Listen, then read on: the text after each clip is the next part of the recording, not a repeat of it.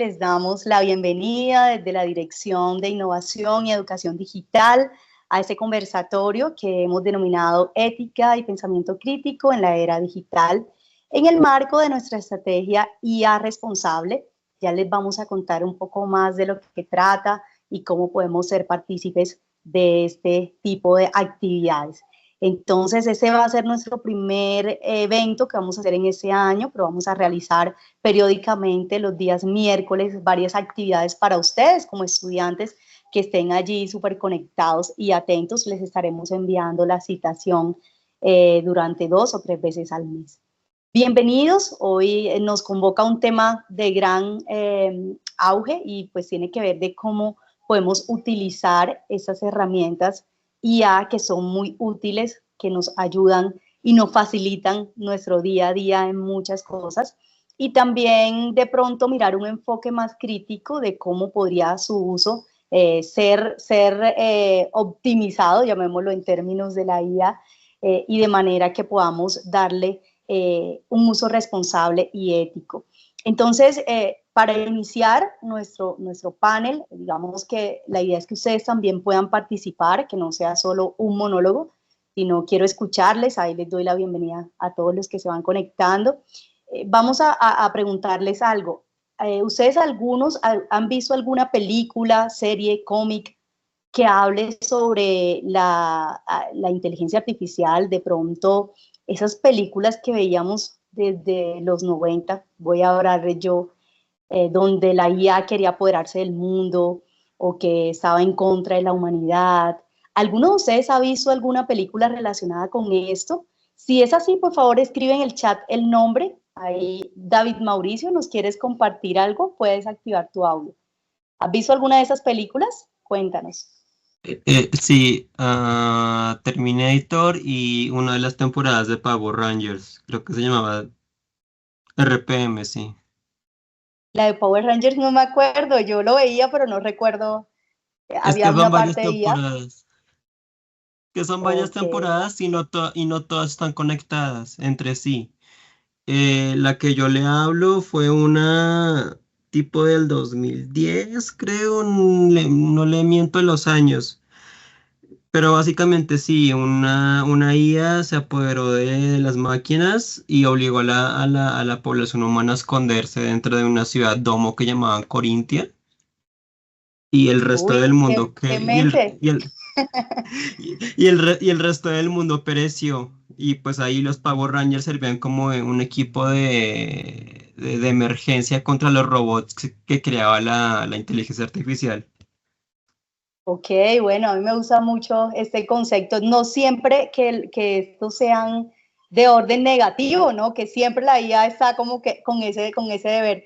Y bueno, vamos a analizarlo. Aquí en el chat, la profe Estefanía nos pone una que yo no he visto, se llama Mejores que Nosotros. El profe Hans nos pone Ex Machine, súper buena. Me encanta Her, la profe Agila también la comenta, es de mis favoritas sobre también psicología, inteligencia artificial y conducta social. Yo Robot pone ahí Lauren, Matrix, por supuesto, de mis favoritas, Terminator, varias personas la llaman, siempre es como la que inició todo esto también. Bueno, tenemos muchas, yo les voy a seleccionar un corto de una, solo para iniciar el debate, no es porque sea la única o porque sea la que trate el tema, sino que me gustaría que viéramos a continuación este videíto y ya seguimos charlando.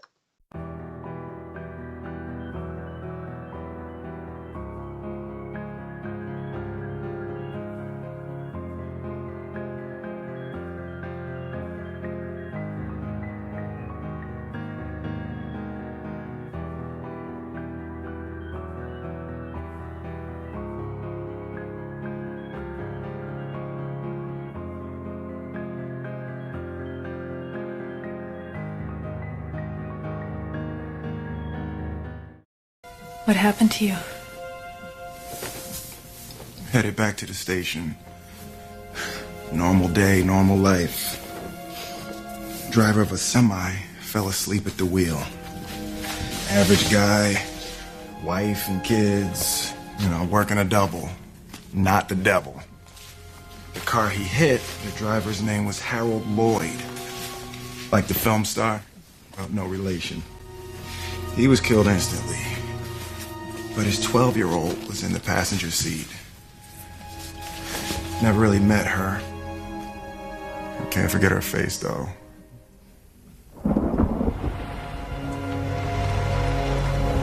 Sarah. This was hers. She wanted to be a dentist. The hell kind of 12-year-old wants to be a dentist? Yeah. The truck smashed our cars together and pushed us into the river. I mean, metal gets pretty pliable at those speeds. She's pinned, I'm pinned, the water's coming in. I'm a cop, so I already know everybody's dead. Just a few more minutes before we figure it out. And as Ford was passing by, saw the accident and jumped in the water. You are in danger. You are in danger. Save her! Save the girl! Save her!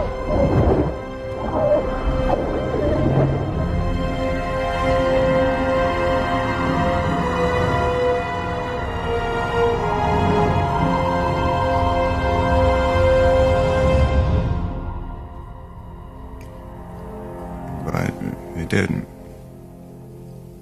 save me. The robot's brain is a difference engine. It's reading vital signs. It must have calculated that... It did. I was the logical choice. Calculated that I had a 45% chance of survival. Sarah only had an 11% chance. That was somebody's baby. 11% is more than enough. A human being would have known that. Robots, nothing here, just lights and clockwork. Go ahead and you trust them if you want to. Let's go.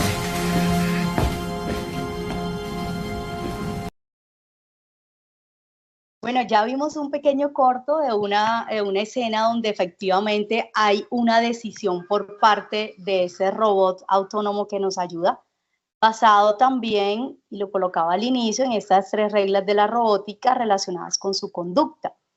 Ahora, el robot decide salvarlo a él y no salvar a la niña. Aquí, pues, obviamente es una decisión complicada y me gustaría que de pronto para animarlos ahí a participar a través de una votación pudiéramos decir, en tu caso, pues, ¿a quién hubiese salvado? ¿Salvas a este hombre, policía negro? Hay que decirlo, pues, de alguna manera, por todos estos estigmas que vemos, o salvas a una niña. Sus probabilidades de vivir son diferentes y tú analizas con base en la estadística. Entonces, si tú estuvieras en ese lugar, ¿a quién salvarías? Es una pregunta ética y siento que aún los robots la responden fácilmente, pero como seres humanos tal vez nos podría costar. Entonces les va a salir una pantallita, ya les debe estar saliendo allí, que dice exactamente eso. Me gustaría que lo votaran, es, digamos, solo para tener en cuenta. Y si tienes otra opción, aparece allí, levanta la mano y cuéntanos a quién salvarías. Digamos que personalmente, pues uno dice, no, yo salvo a la niña, está más pequeña, tiene más vida por delante, dirían nuestros padres. Pero bueno, la idea es que entre todos podamos también hacer parte de este dilema ético. Y si alguien quiere participar, lo dice a viva voz, abiertamente. Ahora, ¿para qué viene eso? Esos temas de ética y pensamiento crítico los queremos abordar desde el área de innovación, no solamente pensando en qué es la ética, quién es ético, o para establecer juicios morales de sí o no, sino para que podamos desarrollar preguntas también que nos lleven también a la reflexión sobre cómo el mundo está cambiando, cómo la IA está cambiando nuestras actitudes y cómo nosotros también seremos transformados como seres humanos. Y el tema de las películas, pues a pesar de ser ciencia ficción, nos deja a veces reflexiones interesantes que queríamos retomar en ese primer momento para capturar su atención. Vemos un poquito las respuestas, digamos que hay un 50% que dice a la niña y otro 50% que dice al policía. Entonces, bueno, allí eso hizo este robot, que es un robot inteligente, ya se desempató. Primero estarías a salvo tú y luego saldrías al agua a pedir ayuda. Entonces, vemos, por ejemplo, que en ese caso el robot pues podía sobrevivir en ese entorno acuático, pero tal vez nosotros no podemos tanto tiempo, entonces primero pues nos salvamos nosotros. Esa es una primera ley también sobre el estar a salvo a sí mismo. Entonces, solo eso era para llamar su atención. Y en ese mismo orden de ideas les quiero proponer ahora dos casos muy breves, y esto es solo introductorio, no es el objetivo de nuestro taller, pero sí con un objetivo de hacernos pensar. Esto no tiene que ver con tal vez tener una postura muy negativa en cuanto al uso de la IA, porque por el contrario, nuestra estrategia IA responsable busca que se use, fortalecer ese uso de una manera mucho más compleja.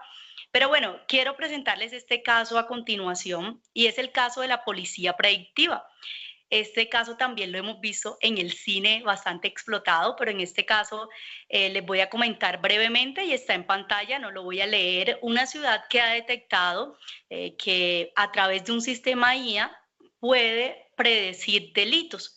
Entonces el sistema utiliza datos históricos sobre delitos que han ocurrido, ¿cierto? Casos reales, y comienza a predecir qué lugares y qué escenarios son posibles para que se cometan este tipo de crímenes, de acuerdo a datos históricos, como les decía, que obviamente pueden estar sesgados, sí, pero que tienen pues un gran contenido de veracidad. Ahora, este joven aparece en la escena y es un joven que vive en un barrio marginal y es detenido por la policía, aunque no ha tenido ningún tipo de antecedente legal, es acusado por posible criminalidad, ¿sí? Porque a futuro puede ser una persona que por sus condiciones sociales está viviendo en un lugar en el cual hay un riesgo alto de crímenes. Entonces les propongo 4 preguntas, una de ellas va a quedar en el chat para que por favor puedan votar y poder escucharles, ojalá más a viva voz, ¿qué harían en este caso?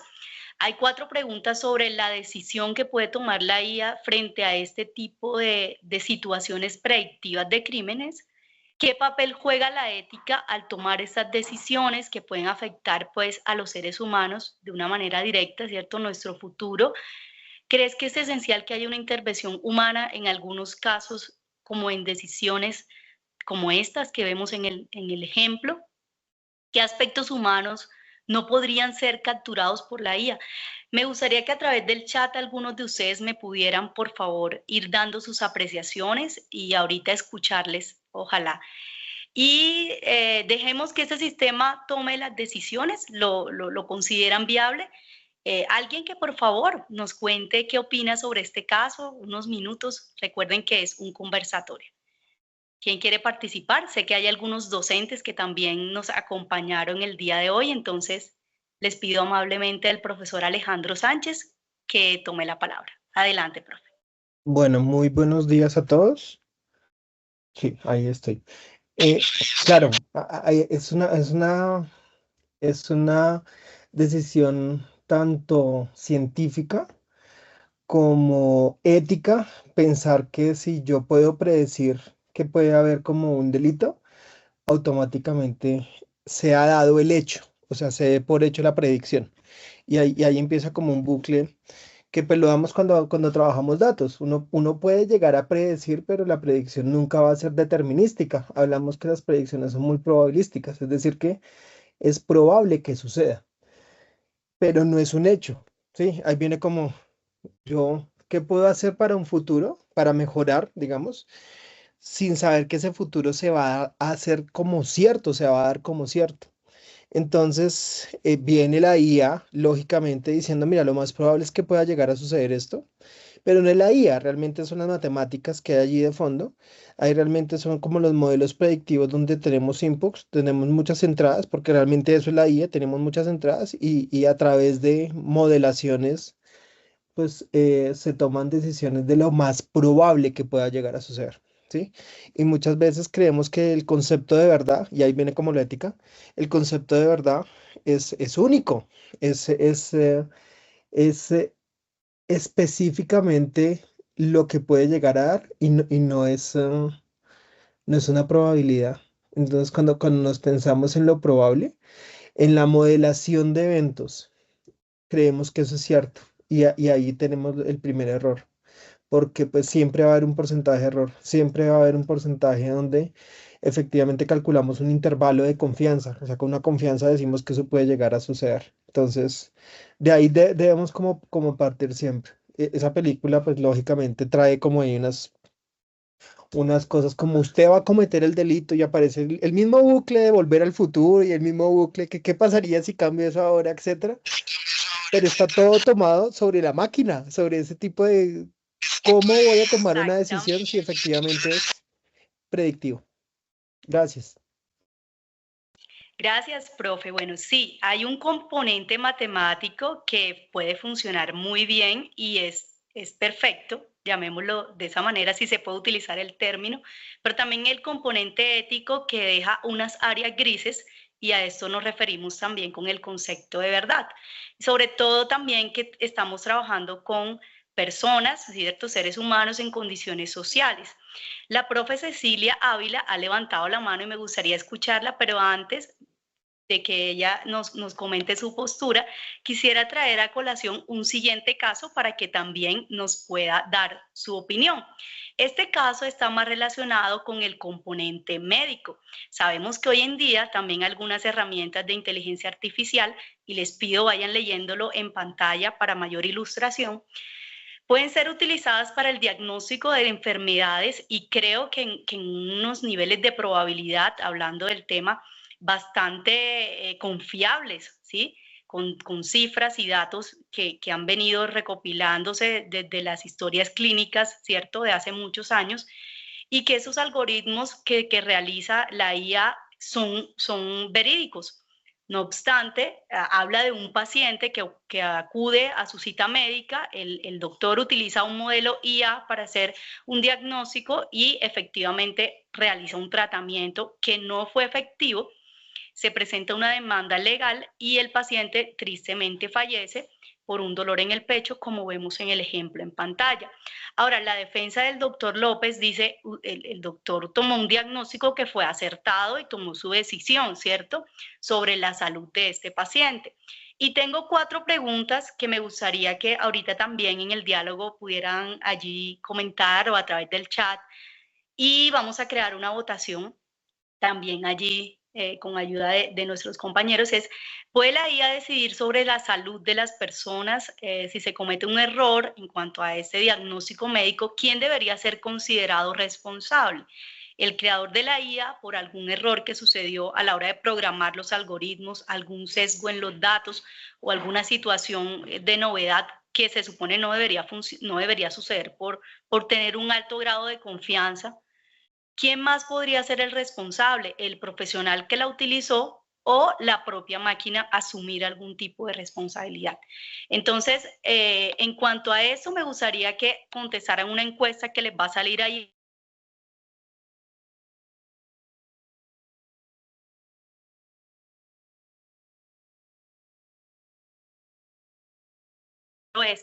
Para nosotros es muy valioso escucharla. Adelante.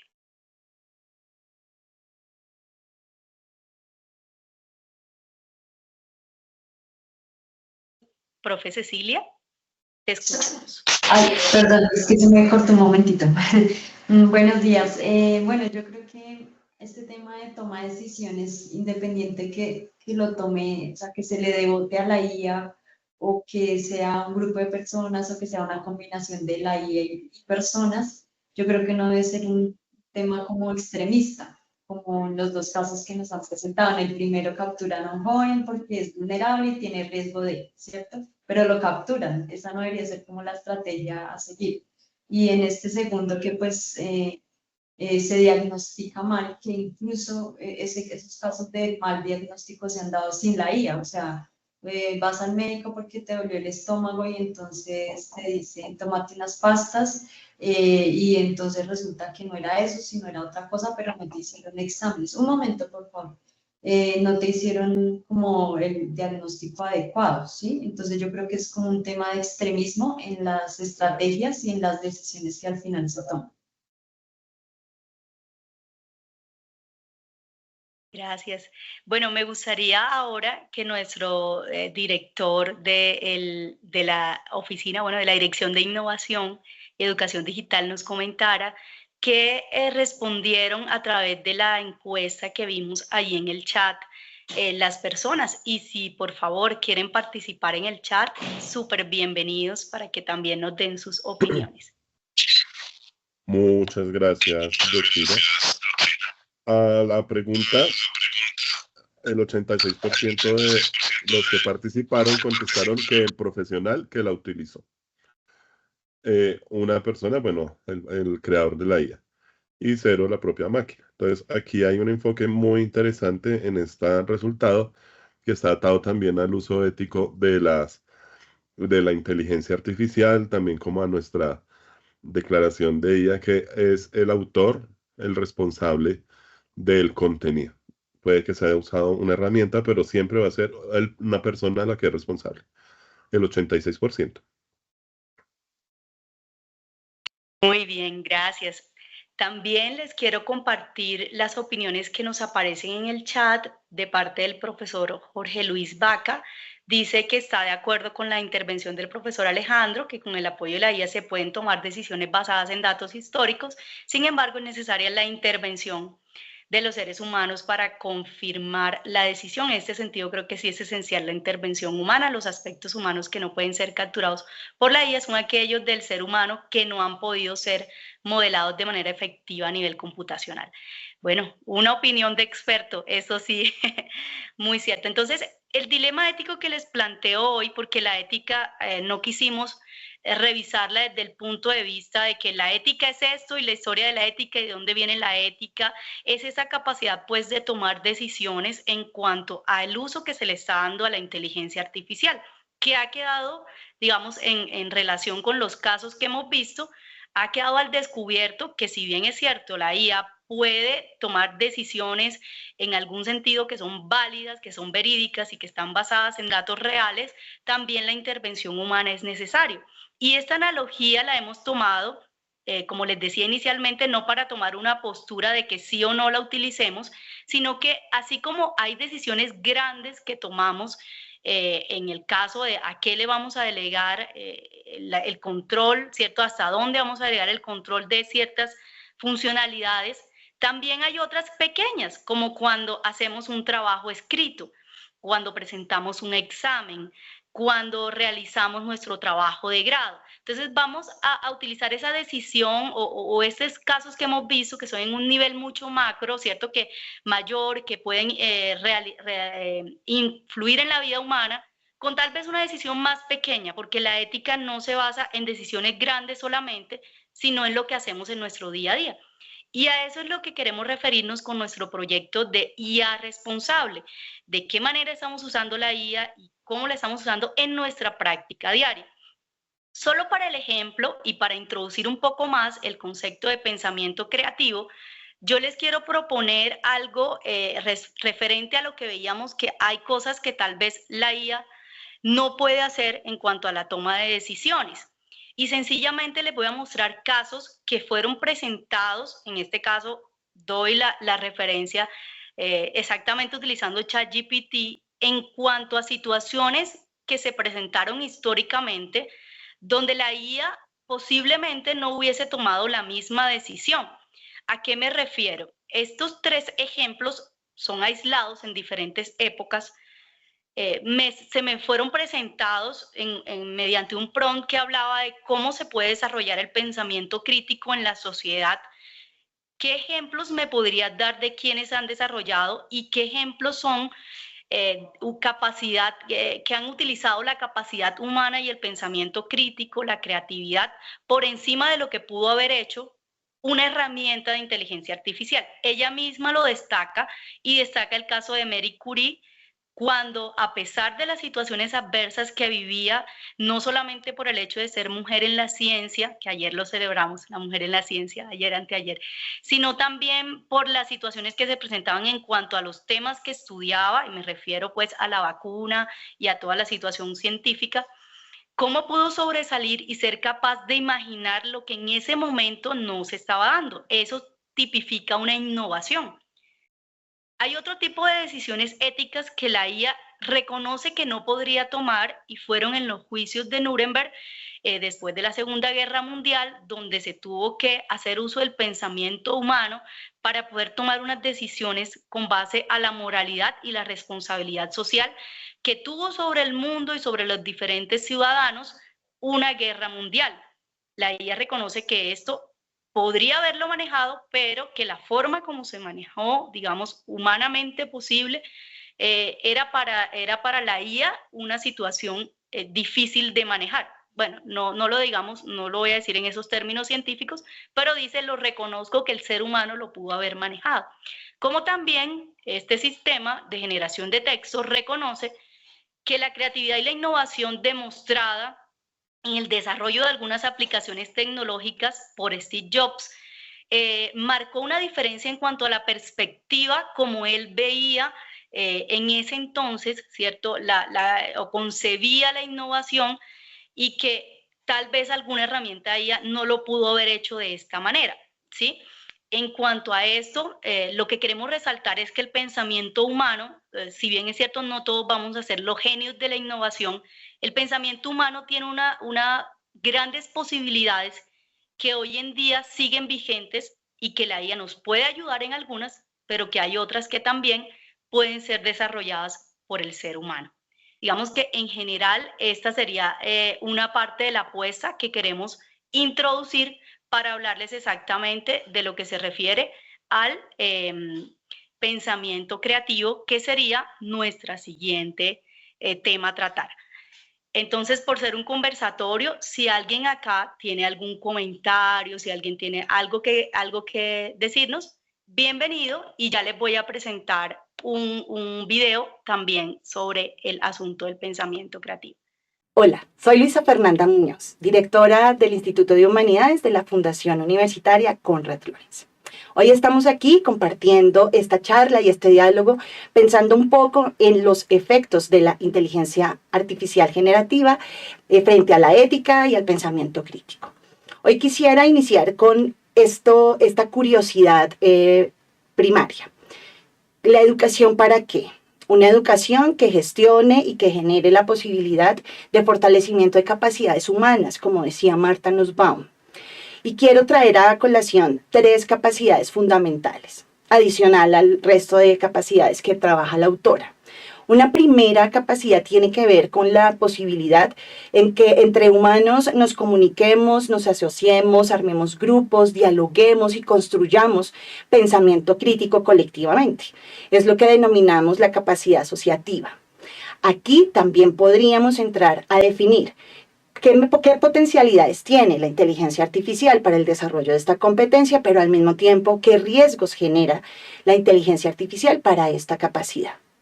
Aquí, como lo podemos ver, es muy importante pensarnos la manera en la cual las inteligencias artificiales y estas formas de comunicación alternativa nos pueden llevar al aislamiento, a una esfera informacional, a vivir en una especie de simulacro, en términos de la filosofía situacionista, ¿no? De qué manera nosotros o nosotras preferimos el simulacro, el metaverso al mundo real, y eso cómo afectaría también nuestras maneras de asociarnos con otros y otras. Una segunda capacidad humana tiene que ver con la razón práctica. ¿Qué información ética comunicativa sobre qué conocemos que llega a nuestros teléfonos como dispositivos informativos? Y aquí aparece el lugar del algoritmo. A pensar también la manera en la cual la IA interviene, afecta o incide en lo que se ha denominado las burbujas del filtro, ¿no? ¿Cuál es la extensión comunicativa y de información que tengo para poder generar participación activa como ciudadanos o como ciudadanas? Y por último está la capacidad relacionada con el entorno político. De qué manera las IA fortalecen de alguna u otra manera la posibilidad de entender y comprender cómo funciona el espacio y el entorno político, pero también al mismo tiempo, como usuarios y usuarias, tenemos que reconocer cuáles son los riesgos, por ejemplo, en la concentración del poder informacional. En esa medida, con esta primera invitación, estas tres capacidades nos pueden llevar a pensar de qué manera las IA fortalecen, pero también al mismo tiempo generan algunos impactos en nuestras capacidades humanas. Sí, vamos como a finalizar este taller, mm, digamos, alineando un poco toda la charla que nos hace la profesora Luisa y centrémonos en el tema del pensamiento crítico. ¿Quieres, porfa, pones? ¿Que la puedo controlar yo? Sí. Ahí. Mm, vamos a hacerlo de dos formas. Yo tengo una información muy interesante, pero también quiero que hagamos un taller basado en preguntas que nos va a ayudar a resolver este tema del pensamiento crítico. Algo importante para entender la palabra crítica eh, mm, no significa que esta palabra se use como que yo critico algo por criticar, sino viene pues del griego, pues que en griego pues es una palabra que de origen griego que significa separar lo bueno y lo malo, pero tengamos acá en cuenta una cosa, que no es una dualidad y que significa entonces que lo bueno es bueno y lo malo no. Yo creo que el criterio es para poder discernir la verdad, lo verdadero de lo falso, lo sesgado de lo que no es sesgado y pensar críticamente, digamos, es clave, lo dijo ya el profe Jorge Vaca, el profe Alejandro, tenemos que evaluar con lógica y razonamiento estructurado. Siguiente.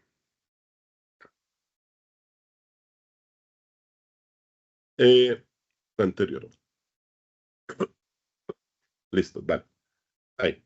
Entonces, digamos que no hay como una receta, pues, para establecer que tenga unas etapas, pero sí podemos tener unas estratégicamente, algunas como las que vemos en pantalla. Digamos que al observar y recopilar información, pues se deben leer e investigar y estructurar datos, diferenciar hechos de opiniones, eso es muy importante. Una cuestión es un hecho y una cosa es una opinión. Identificar también las posibles contradicciones. En un segundo punto tenemos como relacionar y analizar. Es cuando comparamos la información desde diferentes perspectivas y esto es clave dado que no es una sola fuente la que yo debo acudir. También debo evaluar argumentos y razonamientos y considerar las implicaciones y las consecuencias. En un tercer punto, también podemos cuestionar y evaluar, es decir, vamos ya a la etapa de formular preguntas clave, contrastar perspectivas y aplicar pues el principio de no contradicción, ¿cierto? Hay una etapa adicional que es inferir y argumentar, o sea, vamos a emitir juicios basados en evidencias. Juicios basados en evidencias, siempre es clave eso. Construir razonamientos lógicos y identificar los posibles sesgos. También hay un paso, pues un quinto paso, digamos que podemos decirlo, que es ya tomar decisiones informadas. Entonces vamos a evaluar con las opciones, con sus pros y sus contras. Vamos a ajustar decisiones según la nueva evidencia y reflexionar y las conclusiones, ¿cierto? Digamos que en ese sentido es como una de las inicio de este proceso del pensamiento crítico. Dale el siguiente, por favor.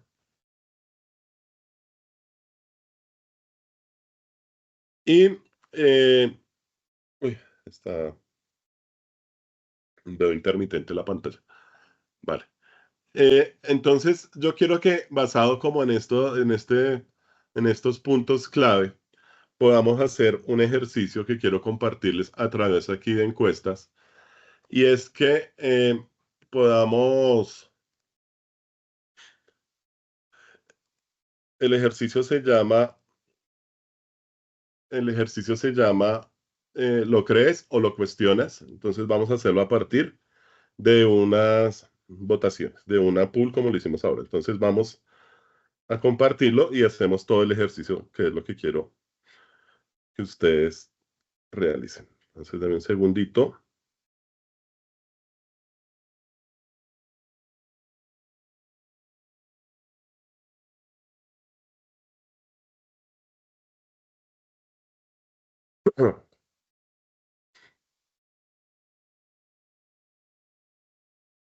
Listo. ¿En qué consiste este ejercicio? Vamos a contestar una serie, el ejercicio se llama ¿lo crees o lo cuestionas? Entonces vamos a resolver unas preguntas de mitos populares, de, de temas que nosotros hemos escuchado por ahí de vez en cuando. Y la idea es que podamos al final reflexionar sobre el pensamiento clínico a través de la información, las noticias y las afirmaciones. Entonces, en esta primera pregunta, creo que ya la lanzamos. Si por favor participan, la primera pregunta es, ¿el azúcar causa hiperactividad en los niños? ¿Esto es verdadero o es falso? ¿Pueden participar, por favor? Si les aparece, sí. ¿Listo? Sí, ya no salió. Vale, listo. Vamos a la segunda. Dice, usamos solo el 10% de nuestro cerebro. ¿Eso es cierto o eso es falso?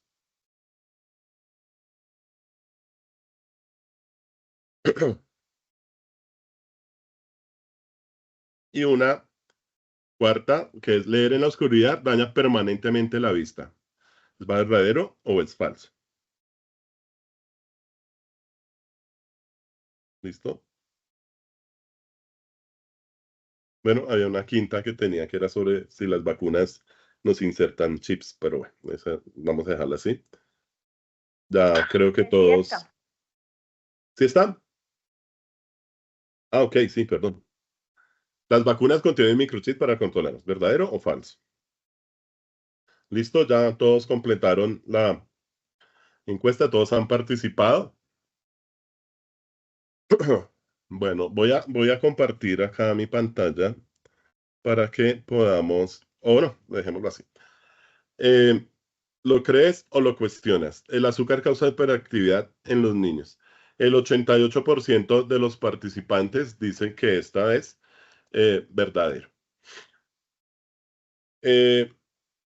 Si hacemos una contrastando fuentes o hacemos preguntas, y por favor, voy a compartir la pantalla mejor para que quede mejor ilustrado esto.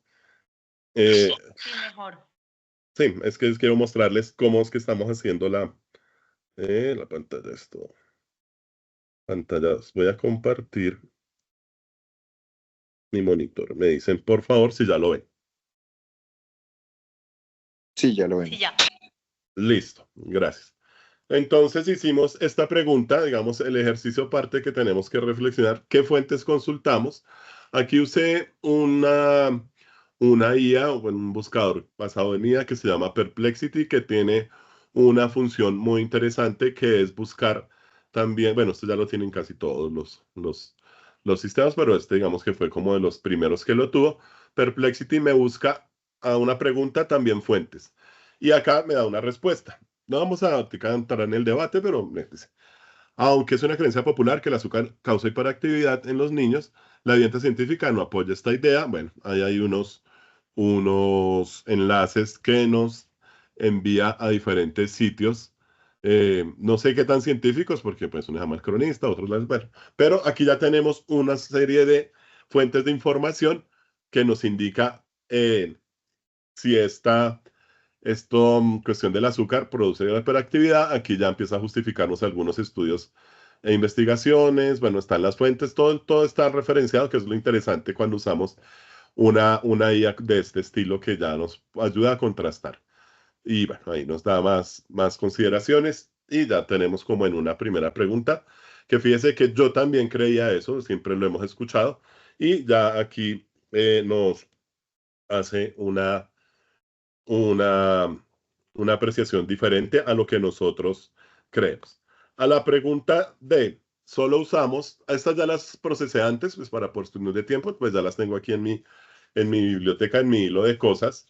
Entonces, usamos solo el 10% de nuestro cerebro. Aquí, pues Perplexity dice que no usan solo el 10%. Hay unas referencias también a donde nos refiere la información. Es un mito muy extendido, los humanos usan el 100% de su cerebro, aunque no todo a la vez. Y bueno, aquí nos explica el origen del mito, los orígenes de la idea no están poco claro. Bueno, no voy a leerlo, sino para que tengamos en cuenta que fíjense que yo también pensaba, aquí en esta encuesta tuvimos un 33% de opciones que dice que es verdadero y un 67% de eh, participantes que dicen que es falso. Entonces, aquí todos, hay una gran mayoría, pues no está de acuerdo con esta pregunta. A la pregunta de leer en la oscuridad daña permanentemente la vista, Perplexity, ¿qué nos dice? Bueno, aquí nos lo sacó en inglés, pero digamos que dice que no hay como estudios concluyentes que pueda decir que lo daña permanentemente. Explica unas cuestiones de fisiológicas, de la dilatación de la pupila. Bueno, digamos que todavía puede que cause fatiga. Bueno, aquí nuestros docentes de inglés nos pueden explicar mejor, pero básicamente no da un estudio concluyente acerca de eso, pero sí que te puede dar dolor de cabeza, fatiga y cosas así. Lo mismo con esto. Entonces, aquí tuvimos un 78% de opiniones que dicen que sí, un 22% que no. Y fíjense que acá, pues esto sí es también el debate porque tenemos que entrar a profundizar todos los aspectos que nos degenera esta respuesta. Entonces, parte de lo que es pensamiento crítico es contrastar las fuentes, hacer un debate. Fíjense que acá nos pone diferentes fuentes, bueno, hay como unas 8 fuentes diferentes y la idea es ir a revisar. Pues este sistema lo elabora basado en eso, pero lo común es ese tipo de respuestas. Y a la última pregunta, que si las vacunas contienen microchip para controlarnos. Bueno, el 100% de aquí de los que están asistiendo a este taller dice que es falso. Evidentemente, yo creo que esta es una de esas noticias que ronda y que mucha gente eh, eh, cree y da por cierto. Y entonces, pues ahí dice que los expertos y la OMS, bueno, dice que son rumores infundados. Aquí están los argumentos, desde la pues, ausencia de microchips, la inviabilidad tecnológica. Bueno, tienen que desmentirlo grandes corporaciones como la Fundación Bill y Melinda Gates. Bueno, en fin, hay una cosa muy interesante respecto a este mito y muchos más que ustedes conocen. Y todo este ejercicio lo que queremos es entender que debemos siempre contrastarnos. Yo creo que la primera pregunta es uno responderla una con el conocimiento que tiene o con los sesgos que tiene, acudir a diferentes fuentes de información, así como tenemos pues estos buscadores. Nosotros con los estudiantes siempre promovemos un flujo de fiable de información, le hemos llamado así. Consulte con nuestra biblioteca, consulte en las bases de datos de biblioteca. También tenemos un repositorio de recursos digitales y a partir de todas esas fuentes de información, poder generar un criterio, formarnos un criterio realmente basado en datos. Creo que lo más importante aquí es que el pensamiento crítico se basa en evidencias, en datos y obviamente en una lectura muy específica de todas estas fuentes que usamos para obtener información. Entonces, el ejercicio, gracias, Yochira, el ejercicio de este taller, yo creo que lo que ha pretendido es que tengamos un panorama general del concepto de lo que es ética, el concepto de pensamiento crítico, y en la próxima sesión nosotros ya vamos a ver específicamente en qué consiste la declaración, cómo es que se declaran estas herramientas, cuéntenos cómo usan estas herramientas, y de mi parte no tengo más que compartirles. Profesor Alejandro Hay preguntas. Profesor Alejandro. Sí. Bueno, para el ejercicio, como es conversatorio, entonces les cuento, no siempre la verdad se da por democracia. Entonces, pensando en el pensamiento crítico y en el pensamiento ético, o sea, no porque todos hayamos dicho que eso era de esa manera o que el 80% hayamos dicho que fuese de esa manera o votáramos de esa manera, eso no implica automáticamente el concepto de verdad.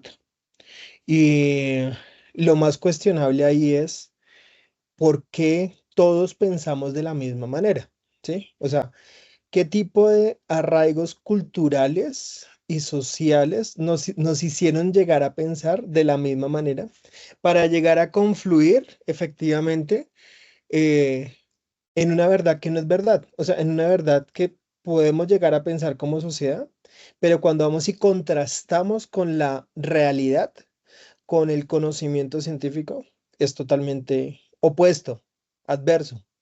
Y entonces ahí viene como el uso de la IA o el uso de la información a través de estos modelos para poder buscar las verdades. O sea, cómo en este caso y en muchos utilizamos la inteligencia artificial para poder llegar a la verdad, para poder llegar a la búsqueda de la información.